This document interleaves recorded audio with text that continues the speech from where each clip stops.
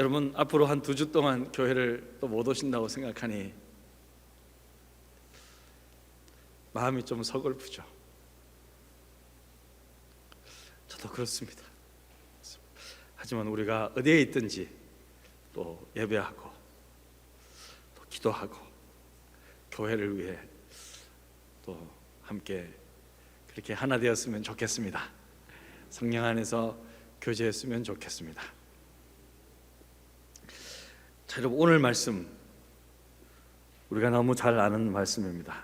항상 기뻐하라, 쉬지 말고 기도하라, 범사에 감사하라. 자, 여러분 이 말씀을 접할 때 어떤 생각이 드십니까? 항상 기뻐하라,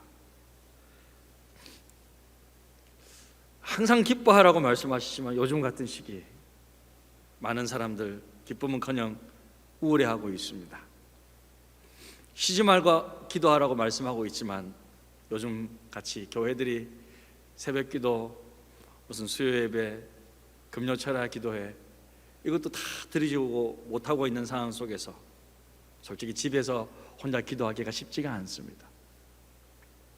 범사에 감사하라고 말씀하고 있지만 범사에 감사는커녕 그 흔했던 마스크 하나도 구입하기 힘든 요즘 때에는 범사에 불평불만이 터져 나올 때가 많습니다. 그럼에도 불구하고 말씀은 여전히 우리에게 선포되고 있습니다. 항상 기뻐하라, 쉬지 말고 기도하라, 범사에 감사하라. 이것이 그리스도 예수 안에서 너희를 향한 하나님의 뜻, 내 뜻이다 라고 말씀하고 있습니다. 이것이 오늘날 그리스도 예수 안에서 우리 믿는 자들을 향한 하나님의 뜻이랍니다. 그 중에서도 오늘은 항상 기뻐하라 이 말씀에 주목하고자 합니다. 바울은 데살로니가 교회 성도들에게 항상 기뻐하라고 권합니다.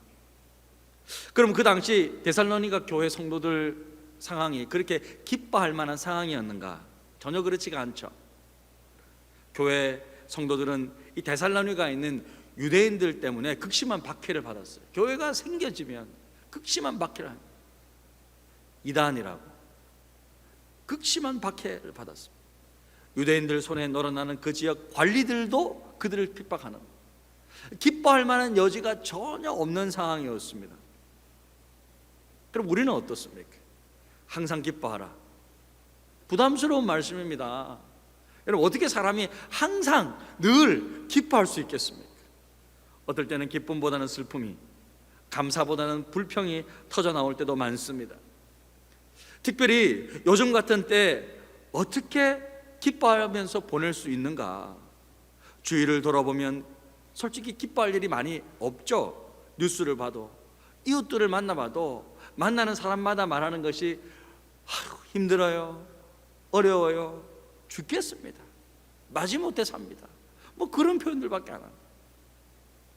우리 믿는 자들도 이 땅에 발을 딛고 살고 있기 때문에 동일한 어려움들을 경험하고 있습니다. 그럼에도 불구하고 성경은 우리 신자들을 향해 이런 상황 속에서도 기뻐할 수 있다고 말씀하고 있는 거예요. 왜 그러냐면요, 성경은 행복을 단지 기분 좋은 만족감이나 재미로 이해하고 있지 않기 때문에, 우리의 행복이나 기쁨이 어떤 재미나 즐거운 만족 같은 내적 감정에만 맞추게 된다면 어떻게 될 거예요, 여러분? 그러면요, 우리는 늘 우리 자신에게만 초점을 둬야 합니다. 그 결과 자기 이익과 좋은 감정만을 추구하는 이기적인 사고를 하게 될 것입니다. 필요합니다. 저도 우리 사역자들 한 번씩 즐겁게 해주려고 노력하거든요. 이 내적 감정 기뻐하는 거 필요하지만 그것에만 초점을 맞출 수는 없다는 거죠. 그러나 성경은 보다 높은 차원의 즐거움이 있다고 가르치는 거예요. 나의 내적 감정을 뛰어넘는, 환경과 상황을 뛰어넘는 그런 즐거움이 있다고 가르칩니다.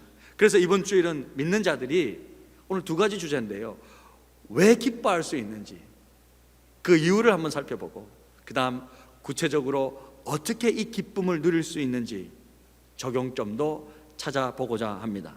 자, 먼저 하나님의 자녀들이 항상 기뻐할 수 있는 이유는 무엇일까요? 예? 그 무엇일까요? 그것은 먼저 복음의 능력으로 구원받았기 때문입니다. 할렐루야. 우리는 구원받았습니다. 우리는 구원받았습니다. 데살로니가전서 1장 5절에서 바울은 성도들을 향해 이렇게 말씀합니다. 이는 우리 복음이 너에게 말로만 이르는 것이 아니라 또한 능력과 성령과 큰 확신으로 된 것입니다. 바울은 데살로니가 교회의 성도들이 말로만 복음의 능력을 경험하는 것이 아니라 성령과 큰 확신으로 그 능력을 체험한 것을 보았습니다. 그 복음의 능력으로 그들의 영혼이 구원받은 것을 너무 기뻐했던 거예요. 바울은 그 성도들이 구원받은 이 사실이 얼마나 감격스럽고 기쁜지 그 편지를 통해서 표현할 때 이렇게 표현하고 있어요. 우리가 3장 9절에 보니까 우리가 하나님 앞에서 너희로 말미암아 모든 기쁨으로 기뻐하니 너희를 위하여 능히 어떠한 감사로 하나님께 보답할까. 구원받은 성도들로 인해서 바울과 그의 동역자들은 모든 기쁨으로 기뻐했다. 너무 기쁘고 감격스러워서 하나님께 어떠한 감사를 드려야 될지 모르겠다 그러고 있습니다. 사랑하는 성도 여러분, 우리의 기쁨은 무엇입니까? 우리의 진정한 기쁨은 우리가 구원받았다는 것입니다. 할렐루야. 우리 구원받았어요, 여러분. 코로나19가 아니라 우리는 구원받았다고. 내가 예수 믿고 구원받아 하나님의 자녀가 되었다는 이 사실은 여러분 자다가도 깨어나서 아이고 화장실에 갈 때 생각해보면 내가 구원받았지? 기뻐해야 되는 거예요. 기뻐해야 돼요. 코로나 바이러스가 우리가 가지고 있는 이 구원의 기쁨, 이 구원의 감격마저 빼앗아갈 수는 없습니다. 그 어떤 것도 이 기쁨을 우리에게서 빼앗아갈 것이 없습니다. 할렐루야. 여러분, 목사의 기쁨은 뭘까요? 목회자의 기쁨, 우리 사역자들의 기쁨은 뭐겠어요? 목사의 기쁨은 성도입니다. 성도라고요. 저의 기쁨은 여러분이에요. 정말이에요. 뭐가 있겠습니까? 목사에게 기쁨이 뭐가 있겠어요? 예? 뭐가 있겠냐고요.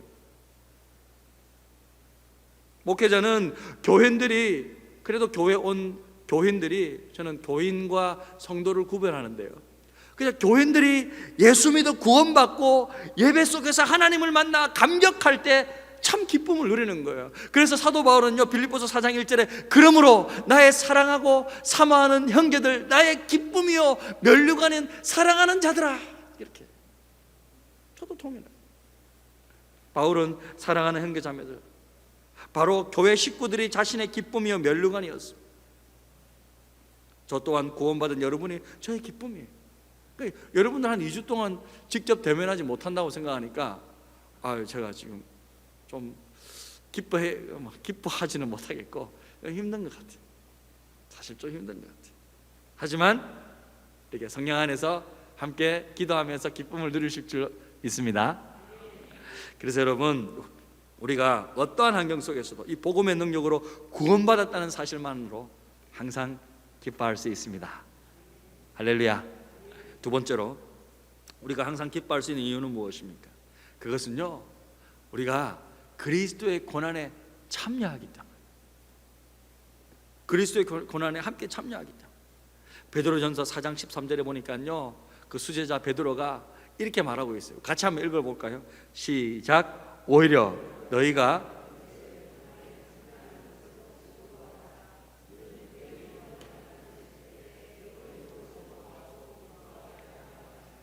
아멘. 이 말씀은 어떤 의미입니까?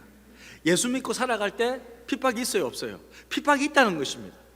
그런데 이 땅에서 그런 고난과 핍박에 참여한 만큼, 당한 만큼 우리가 천국에서 받을 상이 더 크기 때문에 오히려 즐거워하고 기뻐할 수 있다는 것입니다. 바울도 동일하게 말씀하죠. 고린도후서 12장 10절에 그러므로 내가 그리스도를 위하여 약한 것들과 능력과 궁핍과 박해와 공고를 기뻐하노니. 기뻐한대. 사도 바울은 그리스도를 위하여 능력받고 박해받고 궁핍해지고 어려움 나는 것을 오히려 기뻐했다고 했습니다. 왜요? 상이 있기 때문에. 상이 있기 때문에. 여러분, 실은 우리가 코로나 사태뿐만 아니라 앞으로 교회들이 여러 가지 어려움과 비난을 받을 일들이 생겨날 수 있습니다. 하지만 그럴 때 우리가 이상하게 생각하는 것이 아니라, 때로는 그리스도를 위하여 어려움을 당하고 고통을 당한다고 하더라도 내가 정말 예수 그리스도의 고난에 참여하고 있다면 오히려 기뻐해야 합니다. 우리에게 상이 있기 때문에. 할렐루야. 뭐라도 좀 핍박이 있어요. 나도 아우 주님, 내가 아시지요, 이 땅에서 그래도 좀 힘든 거 받으면서, 고난 받으면서 제가 주님 전했습니다. 이렇게 할 말도 있을 거잖아요. 코로나 바이러스보다 더한 고난과 위기가 찾아온다 할지라도 우리는 그리스도의 고난에 참여함으로 진정한 기쁨을 누릴 수 있는 것입니다. 할렐루야. 마지막으로 우리가 항상 기뻐할 수 있는 이유가 무엇일까요? 그것은 우리가 부활의 소망을 품고 있기 때문에. 부활의 소망을 품고 있기 때문에. 결국 우리는 부활합니다. 할렐루야. 상황과 환경에 관계없이 예수 믿는 우리는 주님과 함께 부활합니다. 할렐루야. 그래서 데살로니가전서 4장 13절 14절에 보니까 바울이 꼭 이렇게 말하고 있어요. 형제들아, 자는 자들에 관하여는 너희가 알지 못함을 우리가 원하지 아니하노니 이는 소망 없는 다른 이와 같이 슬퍼하지 않게 하려 함이라. 우리가 예수께서 죽으셨다가 다시 살아나심을 믿을진대 이와 같이 예수 안에서 자는 자들도 하나님이 그와 함께 데리고 오시리라. 자, 여러분 말씀 잠깐 보십시오. 여기서 자는 자들이 누구죠? 자는 자들은 죽은 자들을 말하는 거예요. 그러니까 믿는 신자의 죽음을 자는 자들이라고 표현했죠. 그러니까 예수 믿는 자들은 죽은 것이 아니라 어떤 거다? 잠을 자는 거다. 예수 믿는 사람이 죽는 것은요, 잠자는 거예요. 믿으십니까? 여러분, 잠잔다는 말은 어떤 의미죠? 깬다는 거예요. 깰 때가 있다는 거잖아요. 우리가 잠자고 어떻게 돼요? 푹 자고 다시 일어나서 정상적으로 그 다음날 생활하잖아요. 그러니까 예수 믿는 사람은 죽는 것이 딱 죽었다가 잠을 잠깐 잤다가 딱 깨면 천국에서 생활하는 거예요. 할렐루야. 이게 부활인 거예요. 우리의 부활. 그러니까 믿는 신자의 죽음은 자는 거예요. 자는 거.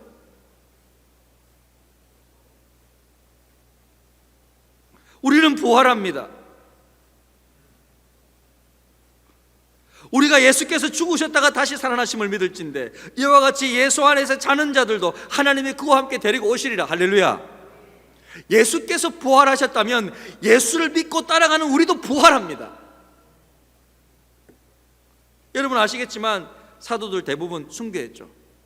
그런데 원래 사도들이 뭐예요? 예수의 제자들이잖아요. 예수의 제자들 원래 여러분 비급자들이었잖아요. 예수님께서 십자가에 못 박히실 때 다 도망갔잖아요. 완전 비급한 사람들이었어요. 그랬던 그들이 순교를 당합니다. 예수 때문에 다 죽어요. 어떻게 여러분 그렇게 순교를 당할까? 베드로가 거꾸로 달린 십자가에 죽는 것을 시작으로 목베임을 당하고 끓는 물에 들어가고, 어떤 사도는 뜨거운 판 위에서 피부가 벗겨지고 도끼에 맞고, 이런 끔찍한 고통을 당하면서 다 죽었어요. 순교했단 말이에요. 여러분 아무리 그들이 예수의 제자라 할지라도 이런 끔찍한 죽음 당하는 건 무서워하지 않고 순교를 자처했는데 어떻게 그럴 수 있냐고요. 어떻게 그럴 수 있냐고요. 그 비급자들이 어떻게 그럴 수 있냐면 부활의 소망이 확고했기 때문에. 십자가에 못 박혀 죽으신 예수가 다시 살아나서 그들 눈앞에 똑똑히 보였기 때문에 어이구 이렇게 된 거예요. 이게 똑똑히 본 거예요. 두 눈은 똑똑히 봤기 때문에. 그래서 그들 또한 십자가에 못 박혀 죽을 수 있었습니다. 끔찍한 고통까지 견딜 수 있었습니다. 그래서 여러분 부활의 소망을 품고 있는 한 우리는 죽음 앞에서도 담대할 수 있죠. 어떠한 상황에서도 기쁨을 빼앗기지 않을 수 있다는 거예요. 부활의 증인들은요, 주님의 부활을 믿을 뿐만 아니라 나의 부활도, 내 자신의 부활도 믿을 수 있다는 거예요. 사랑하는 성도 여러분, 여러분이 부활하신다는 것을 믿으십니까? 믿으세요? 우리 한번 따라해 봅시다. 나는 부활한다. 나는 죽어도 산다. 나는 천국에서 영원토록 산다. 할렐루야. 여러분 이게 이단의 가르침이 아니에요. 바른 가르침이죠. 바른 가르침이죠. 이게 없으면 우리가 왜 믿음 생활해요? 이 믿음을 가진 사람은 결코 기쁨을 빼앗기지 않습니다. 그래서 우리는 첫 번째, 복음의 능력으로 구원받았고 그리스도의 고난에 참여하고 부활의 소망을 품고 있기 때문에 어떠한 상황과 형편이든지 항상 기뻐할 수 있는 거예요. 이것이 바로 우리가 항상 기뻐할 수 있는 이유가 되는 것입니다. 자, 이렇게 우리가 항상 기뻐할 수 있는 이유를 발견했다면, 자, 어떻게 우리가 이 기쁨을 지속적으로 누릴 수 있겠습니까? 그럼 어떻게 누릴 수 있습니까? 자, 여러분, 이 기쁨을 어떻게 누릴까? 적용점. 자, 그 방법은 역시 성령님을 통해서 기쁨을 누릴 수 있습니다. 성령님을 통해서. 성령님을 통해서. 내 인간적인 생각이 아니라, 내 인간적인 마음이 아니라, 자, 이제 기쁨을 누려야지 라고 무슨 결단해서가 아니라 성령님을 통해서 누리는 거예요. 데살로니가전서 1장 6절을 보면 이렇게 말씀하고 있어요. 또 너희는 많은 환난 가운데서 성령의 기쁨으로. 자, 데살로니가 성도들은 많은 어려움 속에서 어떤 기쁨을 누렸다고요? 성령의 기쁨으로. 따라해봅시다. 성령의 기쁨. 성령의 기쁨. 성령의 기쁨으로. 성령께서 우리가 이 땅에서 실제적으로 기쁨을 누릴 수 있게 해주신다는 것입니다. 성령님은 우리에게 죄를 이기게 하시고 우리를 담대하게 하실 뿐만 아니라 우리가 실제적으로 기쁨의 삶을 살 수 있도록 기쁨을 부어주신다는 거예요. 그래서 갈라디아서 5장에 보면 여러분 성령의 열매가 나오는데, 이 성령의 열매는 사랑과 희락과 이렇게 시작하죠. 그러니까 성령의 열매, 성령께서 우리에게 삶의 열매로 주시는 것이 사랑과 희락. 희락이 뭐예요? 기쁨이라는 거예요. 성령께서 우리에게 기쁨을 열매로 주신다는 거죠. 성령께서 내 안에 역사하시면 내 안에 이상하게 힘이 샘솟고 기쁨이 임하고 용기가 솟는 것입니다. 그래서 여러분, 참된 기쁨은요, 관계를 통해서 오는 거예요. 무슨 소유해서 누리는 것이 아니라 참된 기쁨은 관계를 통해 오는 거예요. 따라해보자. 참된 기쁨은 관계에서 온다. 관계에서 오는 거예요. 여러분 생각해 보십시오. 가정에 아무리 힘든 위기가 찾아온다 하더라도 부부 사이가 하나 되면 이길 수 있잖아요. 근데 부부 사이가 틀어지면, 믿음 안에서 부부 사이가 딱 연결돼야 되는데 이게 틀어지면요, 힘든 거예요. 기쁨이 사라지는 거예요. 남편이 믿음이 좋고 아내가 믿음이 좀 떨어져서 같이 이게 안 되면 이게 참 관계가 기쁨이 살아. 아무리 돈 잘 벌어도. 반대도 더 마찬가지죠. 참 이게 힘든 거죠. 그런데 아무리 힘든 위기가 찾아온다 하더라도 엄마 아빠가 하나 되고 또 자녀들이 똘똘 뭉쳐서 하나 돼서 이겨내면 그 가정의 위기 이겨내잖아요. 할렐루야. 이겨낸다고요. 그러니까 위기 자체가 문제가 아니라는 거죠. 관계가 문제라는 거죠. 진정한 기쁨은 관계에서 온다는 거죠. 요즘 대학에서는 온라인 강의 때문에 교수들이 너무 힘들어. 왜? 영상으로 다 만들어야 되니까. 그냥 학생들이 찾아오면 강의하고 가면 되는데, 이거 무슨 영상 찍어야 되죠, 편집해야 되죠, 그거를 또 다시 다 올려야 되죠. 교수님들이 너무, 나이 든 교수님들이 너무 힘들대. 근데 우리 교회도 마찬가지. 요즘요 파트타임 젊은 사역자들이요 더욱 바빠졌어. 우리 교육국장님 요즘 정신이 없어요. 자녀들을 위해 예배 영상 만들어야죠, 편집해서 올려야 되죠, 교회 홈페이지 막 하죠. 담임 목사가 교회 오면 청소하라고 막 닥달시키죠. 막 똑바로 하라, 막 맨날 청소하라고. 청소분지 사역자인지 모를 정도로 맨날 그러죠. 일이 두세 배로 많아졌어. 우리 사역자들도 맨날 그렇게 청소하고 있는데, 그런데 우리 사역자들 기쁨 가운데 감사함으로 일하고 있습니다. 할렐루야. 왠지 아세요? 왜냐하면요, 우리 사역자들이 서로 믿고 신뢰하거든요. 우리 서로 사랑합니다. 할렐루야. 그렇게 진짜 일하고 있어요. 그러니까요 불평하는 사람 하나도 없어요. 원래 파트타임 사역자들 토요일 주말만 오면 되는데 요즘 평일날도 막 오시거든. 감사함으로 하고 있어요. 이처럼 여러분, 참된 기쁨은 관계에서 오는 거예요. 마찬가지로 성도의 기쁨은 결국 하나님과의 관계에서 오는데, 결국 우리의 진정한 기쁨은 내 속에 계신 성령님과의 관계를 통해 성령의 기쁨을 누리는 거예요. 우리 인간이 누릴 수 있는 최고의 기쁨은 결국 성령께서 주시는 성령의 기쁨을 통해 마음껏 기쁨을 누리는 것입니다. 할렐루야. 그래서 여러분, 이 상황이 해결될 때까지 긍정적인 마음의 자세를 갖기를 축복합니다. 예, 긍정적인 마음의 자세를 가지십시오. 그리고 성경의 저자가 성령님이시죠. 성경을 읽으면 성령의 기쁨을 발견하죠. 기도는 뭐예요? 기도는 또 직접적으로 성령님과 동행하는 거기 때문에 기도를 통해 성령의 기쁨을 또 누릴 수 있어요. 말씀과 기도의 삶 유지하는 것, 여러분, 우리에게는 너무나도 이 시대에 중요합니다. 이제 말씀을 마치겠습니다. 사랑하는 성도 여러분, 지금 우리 사회는 유례없는 위기를 맞이해서 모두가 힘들어하는 시기입니다. 우리 교회 마찬가지죠. 아마 우리 교회 창립되고 주일 낮 예배 본 예배에서 드리지 않는 거 한 번도 없죠? 아마 처음일 거예요. 사상 초유의 상황이 연출되고 있습니다.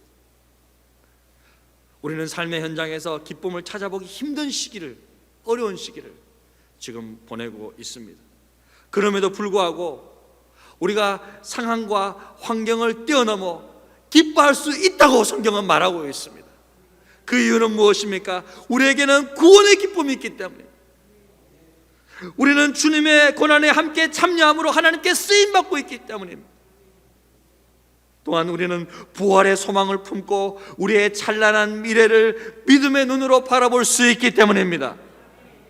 그러기에 여러분 모두가 성령님이 주시는 이 성령의 기쁨을 누리시기를 축복합니다.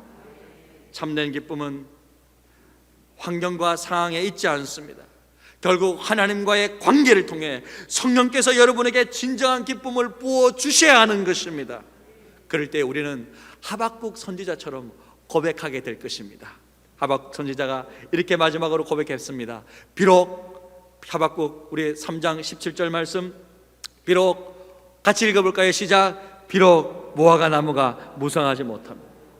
포도나무에 열매가 없으며 감람나무에 소출이 없으며 밭에 먹을 것이 없으며 우리의 양이 없으며 외양간에 소가 없을지라도 나는 여호와로 말미암아 즐거워하며 나의 구원의 하나님으로 말미암아 기뻐하리로다. 코로나의 위기 속에서 비록 식당에 손님이 없으며 은행에 잔고가 없으며 쌀통에 쌀이 없으며 차고에 자동차가 없을지라도 나는 여호와로 말미암아 즐거워하며 구원의 하나님으로 말미암아 기뻐하리로다. 할렐루야. 그래서 하나님 때문에, 하나님과의 관계 때문에, 성령께서 주시는 기쁨 때문에 우리는 기쁨을 누릴 수 있고 항상 어떤 상황 속에서도 기뻐할 수 있는 것입니다. 그래서 하박국 선지자는 마지막에 이렇게 고백하죠. 주 여호와는 나의 힘이시라. 나의 발을 사슴과 같이 하사 나를 나의 높은 곳으로 다니게 하시리로다. 주 여호와는 나의 힘이십니다. 지금도 살아계셔서 역사하시는 주 여호와 하나님, 우리 아버지 하나님, 그 하나님이 우리의 진정한 힘이십니다. 우리 하나님이 진정한 기쁨이십니다. 그 하나님께서 저와 여러분 지켜주실 것입니다. 참된 힘이 되어주실 것입니다. 여러분, 앞으로 2주간도 어떠한 상황 속에서도 기대하는 마음을 가지시고요, 긍정적인 마음을 품으시고요. 여러분, 저는 어려운 결정을 했지 않습니까? 여러분보다 제가 더 힘들 거예요. 그러니까 교회가 왜 예배도 안 드리고 문을 닫니? 여러분, 그런 불평불만하지 마시고, 정말 저도 어쩔 수 없이 이런 어려운 결정을 하게 되었다고 여러분 생각하시고, 정말 나보다 더 목사님이 힘드시겠지라고 생각해 주시고, 여러분 긍정적인 마음을 가지시고 다음에 교회 올 때는 더 이렇게 정말 리모델링 되고 깨끗한 환경 속에서 우리가 더 기쁨의 예배를 드릴 수 있지 라고 생각하시고, 하루하루 말씀과 기도의 삶 놓지 마시고, 하나님과의 관계 붙잡고 하루하루 승리의 삶을 살아가시는 여러분들 다 되시기를 주님의 이름으로 축복합니다.